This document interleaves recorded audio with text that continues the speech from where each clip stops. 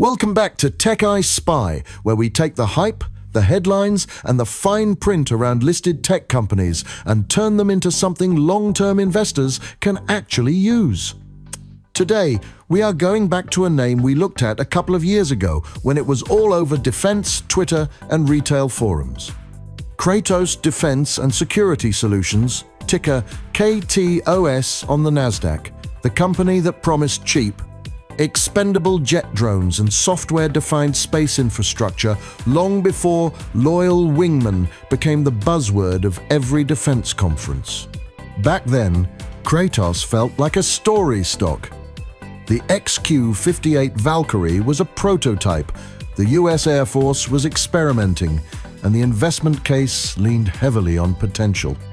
Since then, the world has changed in ways that matter a lot for this business. Europe has rearmed, Russia's war in Ukraine has turned drones into a daily reality on every news broadcast, and defense budgets in the United States and among its allies have been nudged upwards year after year. The future battlefield that Kratos was pitching in PowerPoint slides is much closer to being funded on actual budgets. Kratos itself has changed too. This is no longer just the scrappy drone underdog hoping for a breakthrough order. In the most recent quarter, the company delivered double-digit revenue growth, more than 20% year-on-year, with its unmanned system segment growing in the mid-30s. The backlog has swelled to well over $1 billion of work, and management has been confident enough to raise full-year guidance. The share price has reflected that shift.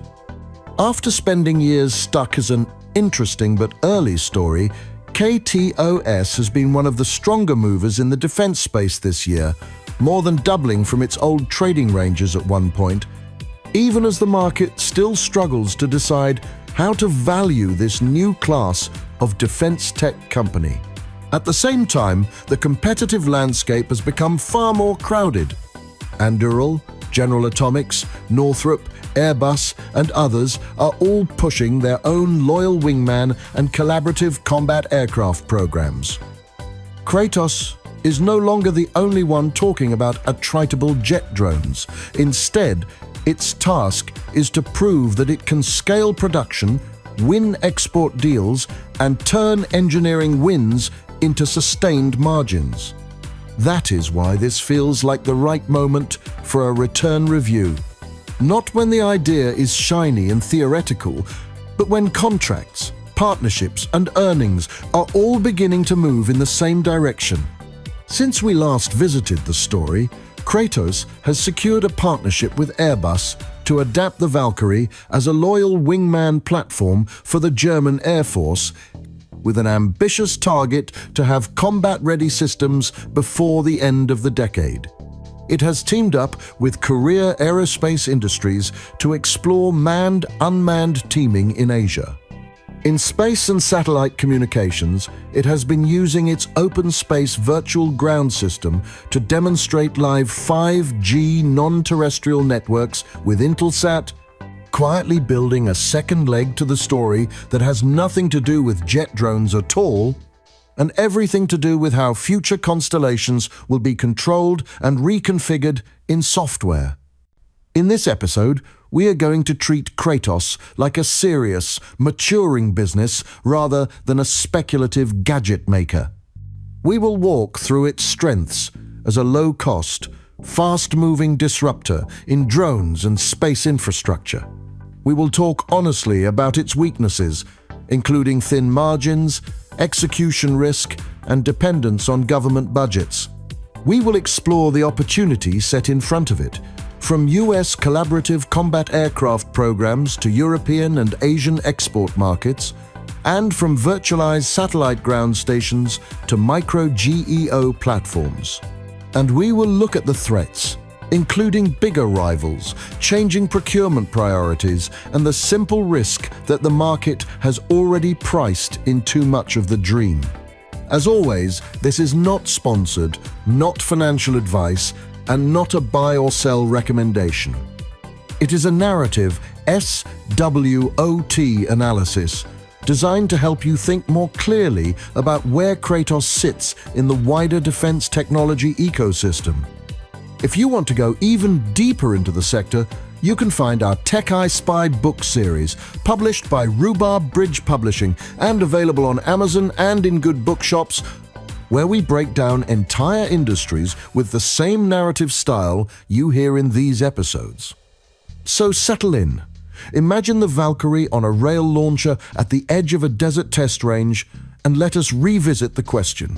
Is Kratos still the overlooked disruptor in defense technology? Or has the market already flown this one too close to the sun? Next up, we will talk through the strengths that make this company so attractive to generals, engineers, and long-term investors alike. Strengths. When you begin tracing the strengths of Kratos Defense, you keep circling back to a single idea. This is a company built to move quickly in a sector that normally moves with geological patience. Large defense primes operate on timelines measured in decades. Kratos, by contrast, behaves like a hybrid. Half aerospace contractor, half Silicon Valley prototype shop. That speed is not marketing spin. It is built into the business model. Kratos designs aircraft that can be produced in months, not years, and airframes that cost a fraction of the price of traditional platforms. That is strategically important in a world where attrition is no longer theoretical, but measured every night on battlefields from the Donbass to the Red Sea. The flagship example of this strength remains the XQ-58 Valkyrie, pronounced Valkyrie, which has transformed from a DARPA experiment into a legitimate pillar of the US Air Force's roadmap for collaborative combat aircraft. The Valkyrie is fast, it is jet-powered, it is modular, and it costs in the low single-digit millions rather than tens of millions. That price point is not an accident. It is the entire philosophy of attritable aviation. Build something good enough to change the fight, but cheap enough that losing one does not cripple the mission. No other Western contractor is as committed to this cost class as Kratos, and that position gives them enormous negotiating leverage at a time when allied nations are trying to scale unmanned fleets without breaking their budgets. Then there is the production model itself. Kratos works in secrecy when required, but publicly emphasizes a vertically integrated manufacturing approach. They build key subsystems in-house. They use small but highly agile production lines, and they specialize in rapid iterative development.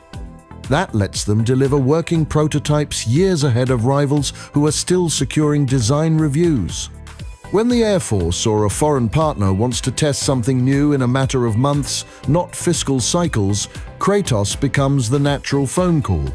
Another strength sits quietly in an entirely different part of the company: space and satellite communications. While investors often focus on the drones, the OpenSpace platform is one of Kratos' most strategically important assets. It turns satellite ground infrastructure into virtualized, cloud-deployable software. The US Space Force, Intelsat, and other operators have already validated it in live demonstrations, including 5G non-terrestrial networks. What that means in practice is that Kratos is positioned at the core of a multi-year transition away from bespoke hardware and towards flexible, software-defined networks for satellite control. This is the same digital shift that reshaped data centers a decade ago, and Kratos is one of the few defense players that saw it coming. A further strength, often overlooked, is customer intimacy. Kratos is embedded in experimental programs with DARPA, the Air Force Research Laboratory, and classified agencies that value secrecy, speed, and discretion. Unlike the big primes, Kratos is comfortable with mid-scale contracts and early-stage development deals that may never make headlines but build long-term relationships inside the Pentagon. These are the relationships that lead to recurring work and follow on funding. The recent backlog numbers tell that story clearly. More than $1 billion of future work, with unmanned systems growing faster than almost any segment in the defense contractor universe. International partnerships strengthen that position even further. The collaboration with Airbus, pronounced Airbus, for the German Loyal Wingman effort and the cooperation with Korea Aerospace Industries demonstrate that Kratos' technology is exportable and adaptable. These are not simple reseller agreements.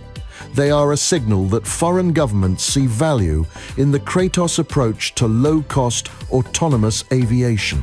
Then we come to the cultural strength of the company.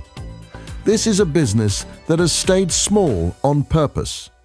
Fewer bureaucratic layers, tighter engineering teams, and leadership that understands the psychology of defense procurement from the bottom up rather than from the boardroom down. There is a reason Kratos wins the niche contracts that require creative engineering rather than endless committee meetings. Their size is not a weakness, it is a competitive moat in early-stage defense innovation. Financially, Kratos is not yet in the same league as the primes, but its growth trajectory is enviable. Double-digit revenue increases are common. Margin expansion is slow but visible. And the company has avoided the crippling cost overruns that often accompany ambitious defense programs. That is partly luck, but mostly discipline. Kratos builds what it knows it can build, then earns its way into larger opportunities. So when you list the strengths, you see a pattern.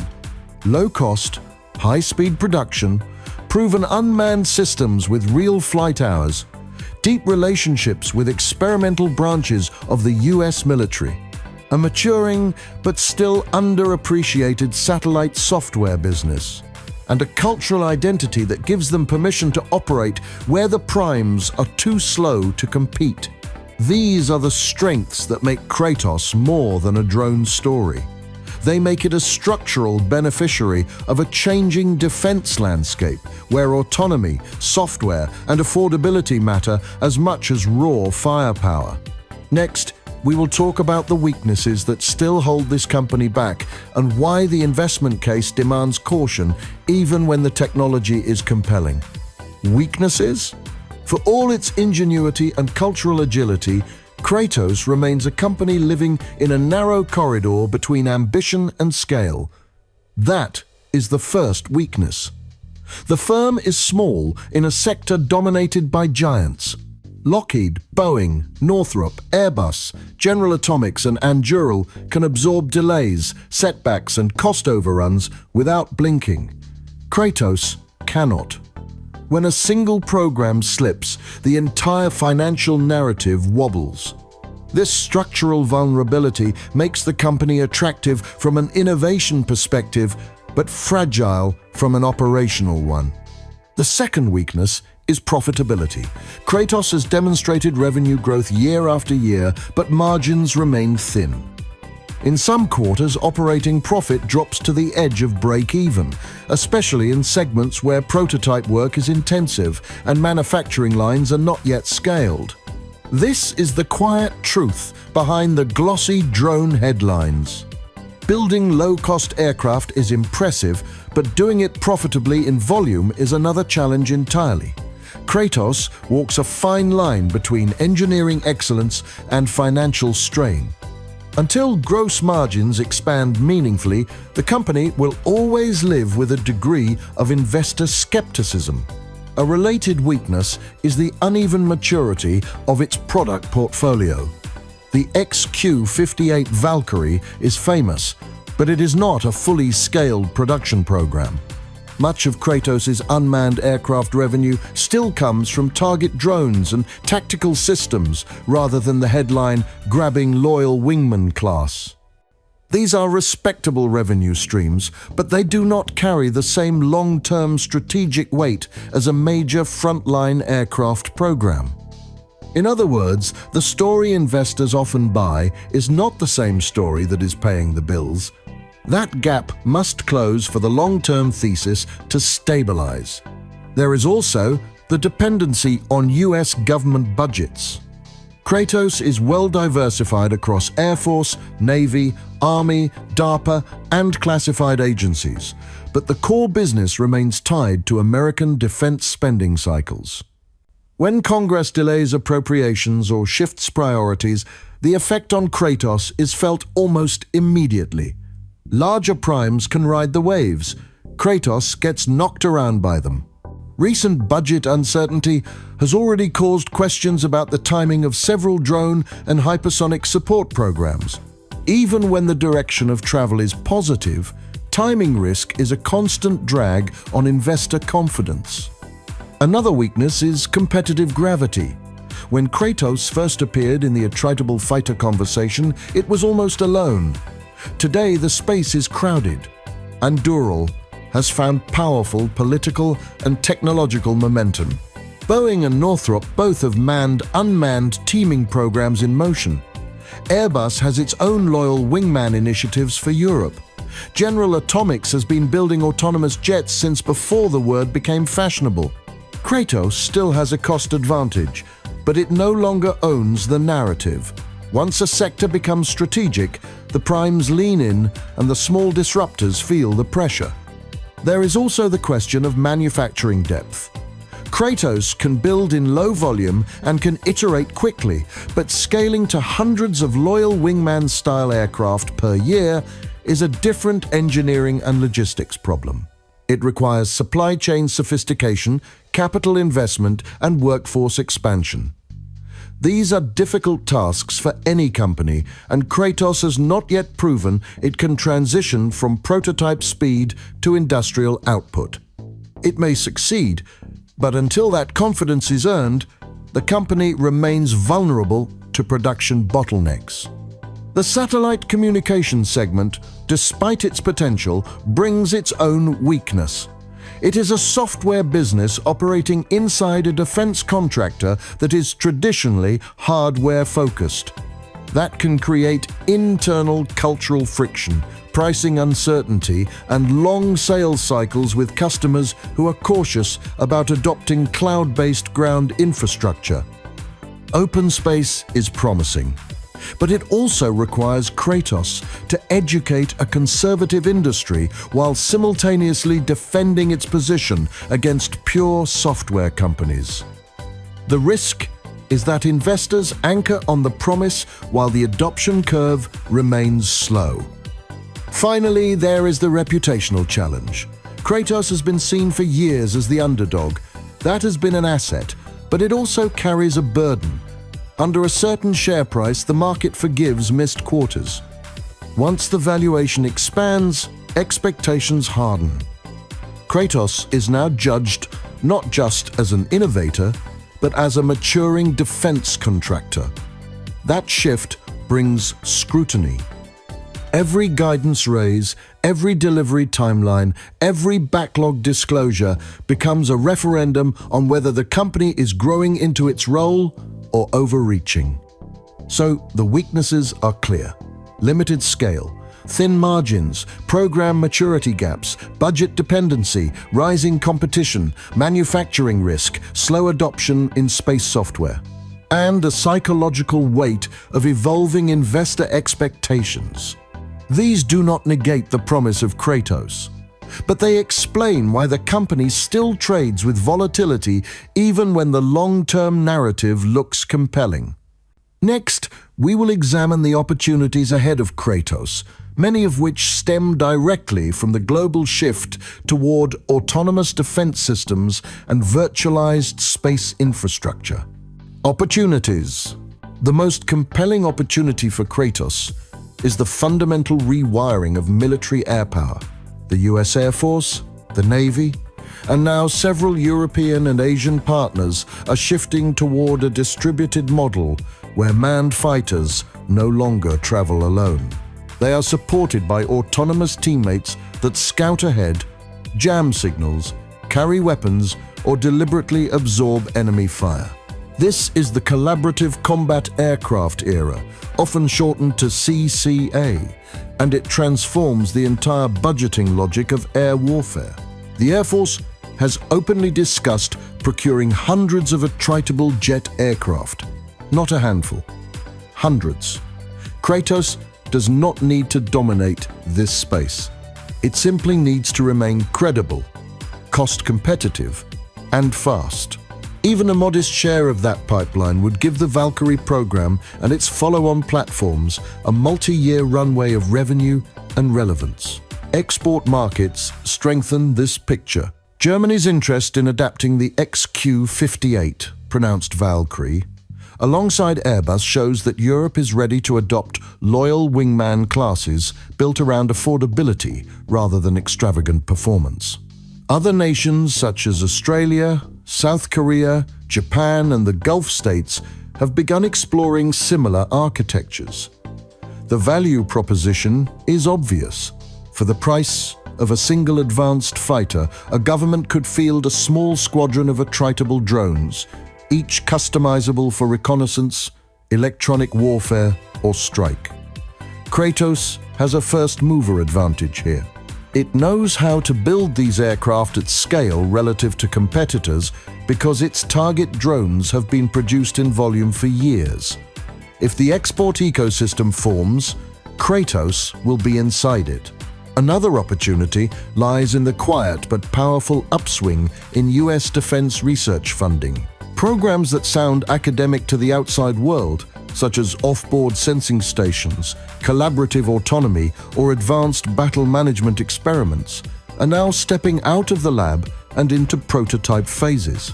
These initiatives need low-cost airframes that can be rebuilt or reconfigured rapidly. Kratos is the natural supplier in these early cycles. Each contract may be small, but each one embeds the company deeper into the architecture of future command and control networks. This is long-haul, cumulative value rather than headline-grabbing wins. Then there is the space segment. OpenSpace is positioned to benefit from a structural transformation that parallels what happened when data centers abandoned proprietary hardware for virtualized computing. Satellite operators, defense customers, and intelligence agencies are all looking for flexible ground systems that can adapt to new constellations, shifting orbits, and secure communications requirements. Physical ground stations are slow to deploy and expensive to modify. A virtual ground system can be updated with a software patch. This flexibility is exactly what the US Space Force wants as it modernizes its architecture. If software-defined satellite control becomes the norm, Kratos will be one of the foundational vendors shaping that environment. Hypersonic testing is another overlooked opportunity. Kratos does not build hypersonic weapons, but it builds the target systems, support equipment, and test range technologies that enable the Pentagon to evaluate them. As the United States, China, and Russia invest heavily in hypersonic research, demand for Kratos' specialist equipment rises. This is a niche, but niches in defense can last for decades and create consistent mid-margin revenue streams. There is also the broader geopolitical context. The war in Ukraine has accelerated global defense spending, particularly in Europe. Nations that previously struggled to justify large budgets now find public support for modernization. Many of these countries want drones that can be fielded quickly and affordably. Kratos cannot compete with the sheer volume of Turkish or Chinese platforms, but it can target allied nations seeking interoperability with US systems. These are high-trust, high-compliance markets that reward companies with strong security credentials. Partnerships form another opportunity vector. The Airbus collaboration can evolve into a multi-country platform if Germany's program succeeds. The cooperation with Korea Aerospace Industries hints at a broader Asian footprint. Even partnerships with primes are not out of the question. Large contractors often need agile teams for early-stage experiments, and Kratos fits that requirement perfectly.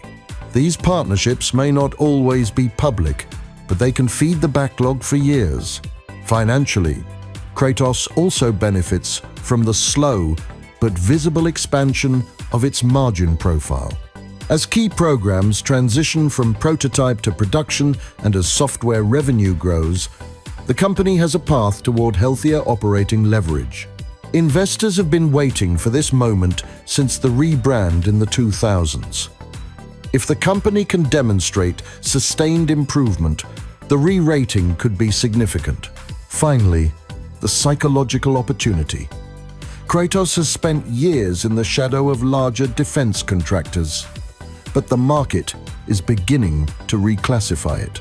Instead of treating it as a speculative drone maker, analysts are starting to view it as a dual-segment innovator in autonomy and space software. That reframing expands the pool of institutional investors willing to hold the stock. When a company's narrative matures, its cost of capital improves. When its cost of capital improves, its ambition expands. So the opportunities are broad and interconnected. A global shift toward autonomous aviation, a structural upgrade in space infrastructure, experimental defense programs that value speed and adaptability, international partnerships that open new markets, and a steady tailwind of geopolitical demand. Kratos sits at the crossroads of all of these. It does not need to win everything. It simply needs to stay in the room as the future of air and space warfare is being designed.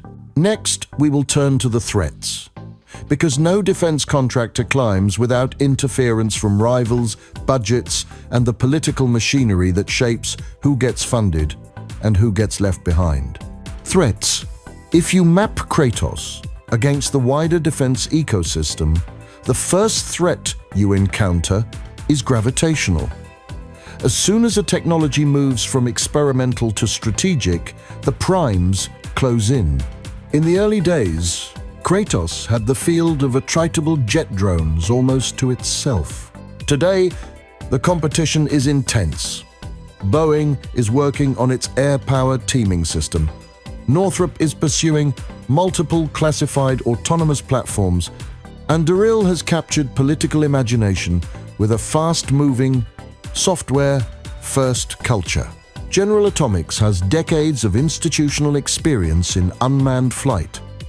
Airbus is pushing its own loyal wingman concept for Europe. Kratos still has the cost advantage. But the moment the big firms decide to subsidize a program for market share, price discipline collapses. Competing against a subsidized prime is one of the hardest tasks in defense technology. The second threat is political timing. Kratos depends on the US defense budget more than most mid-tier contractors. When Congress stalls appropriations, when continuing resolutions freeze spending, or when priorities shift from air dominance to naval platforms or cyber defense, Kratos feels the shock immediately. The primes can float through slow quarters using legacy programs. Kratos lives by the rhythm of prototype awards and next phase funding. A single delayed decision in Washington can push revenue from one year into the next, creating earnings volatility that unnerves investors and squeezes operating margins. A third threat comes from procurement psychology. The US Air Force has embraced the idea of collaborative combat aircraft, but it has not yet committed to the scale or mix of platforms that will populate the fleet. The real budget allocations are still being shaped. If the Air Force decides to consolidate around one or two platforms, Kratos is at risk. The primes can lobby aggressively. They have long-term relationships, legacy infrastructure, and political influence. Kratos brings innovation, but innovation does not always win when the final contract is written. There is also the threat of technological leapfrogging. The autonomy stack that governs the behavior of future drone fleets is evolving quickly. Companies like Anduril, Shield AI, and others are investing heavily in advanced autonomy algorithms that learn and adapt. If the Air Force decides that the battle will be won not by the cheapest airframe, but by the smartest, Kratos' differentiation weakens. Kratos must ensure that its autonomy partners or internal capabilities remain competitive, because a low-cost jet with inferior decision-making becomes a liability rather than an asset. The supply chain brings another vulnerability. Kratos builds airframes at low cost, but many critical components still rely on specialized subcontractors. Jet engines, composite materials, sensors, and actuators all come from supply chains that have been stretched by global instability and rising demand across the aerospace sector. If one supplier falters or raises prices, Kratos cannot always absorb the increase. A large prime can vertically integrate and negotiate. A smaller contractor often has to wait. The space software segment also carries risk. While OpenSpace is a powerful strategic asset, pure software companies are entering the defense and satellite ground market with cloud-native tools and flexible licensing models. Some of these firms move faster than traditional defense contractors. If satellite operators choose commercial software ecosystems instead of defense-oriented ones, Kratos could find itself fighting for market share in a segment where switching costs are low and updates are expected to be continuous. The danger is not failure, but commoditization. Export controls form another threat. The United States retains tight control over what autonomous aircraft and ground systems can be sold abroad. Loyal Wingman-class aircraft are especially sensitive. Even when foreign partners want to buy, the approval process can be slow or restrictive. If bureaucratic hurdles stall export deals, Kratos loses some of its most promising growth channels. Partnerships with Airbus and Korea Aerospace Industries soften this risk, but do not eliminate it. Finally, there is a risk that sits outside technology and politics. Perception. Kratos' share price has risen sharply during periods of excitement about drones, autonomy, and space. When valuations expand too quickly, the company becomes vulnerable to sentiment reversals. One missed delivery, one cautious line in an earnings call, one shift in defense policy can trigger a re-rating. For a company with thin margins and high growth expectations, sentiment can be a strategic threat all by itself. So, the threats are real: larger rivals with deeper pockets, political uncertainty that disrupts funding cycles, procurement decisions that may favor incumbents, autonomy races that could redefine what matters in unmanned combat, fragile supply chains, competitive pressure in space software, export restrictions, and the behavioral volatility of investors. None of these erase the opportunity, but they define the terrain Kratos must cross. The next section will bring these threads together as we decide what the story of Kratos looks like from a long-term investor perspective. Conclusion.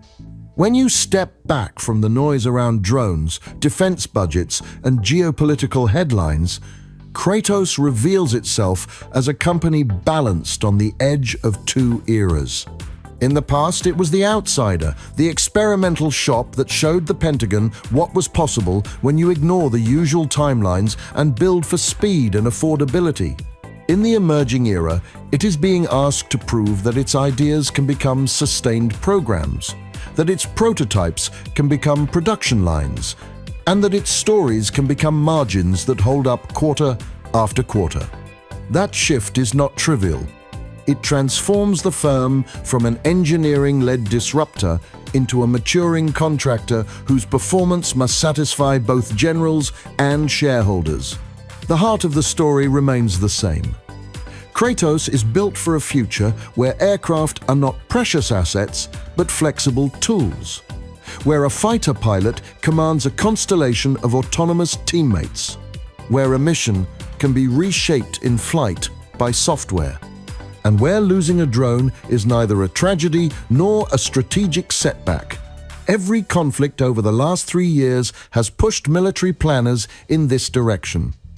They have seen how cheap drones alter the battlefield, how speed beats bureaucracy, and how distributed systems impose unbearable pressure on outdated defenses. Kratos did not create that shift, but it anticipated it, and now it stands in a stronger position to benefit from it. Yet the company is still defined by the tension between promise and scale. It wins contracts because it is fast, but it must grow without losing that speed. It builds low-cost aircraft, but it must prove that doing so is profitable in volume. It works closely with experimental branches of the military, but it must survive the political cycles that decide which programs are funded and which are left behind. It has a first-mover advantage in attritable jet drones, but it now competes with giants who have influence that cannot be engineered away.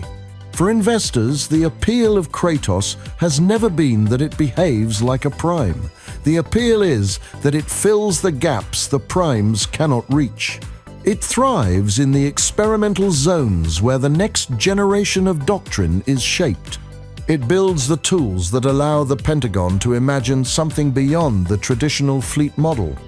And it has a growing satellite software business that positions it inside the digital transformation of space infrastructure, a field that will matter for decades to come. So is Kratos still overlooked? In some respects, yes.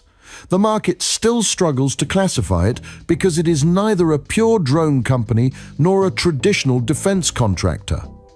It sits in a hybrid category that is only now gaining definition. But overlooked does not mean misunderstood.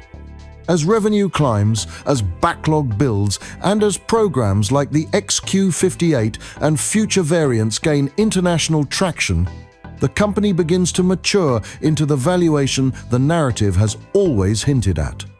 The question is not whether Kratos will win every contract. It will not. The question is whether it remains one of the few companies that can deliver what the modern battlefield requires: affordable autonomy, rapid iteration, software-native infrastructure, and a willingness to build fast in a world that no longer has the luxury of waiting. That is the story we return to today, a company that began as an outlier and is now shaping a corner of the defense landscape that did not exist 20 years ago. For long-term investors, it is a story worth watching again. For policymakers, it is a toolbox that fits the moment.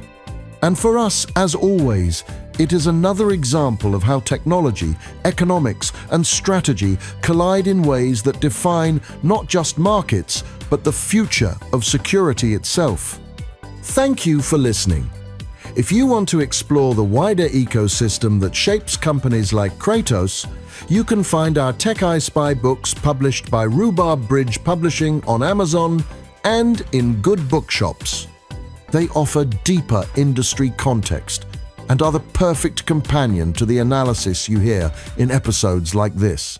Next time we return to another overlooked name in the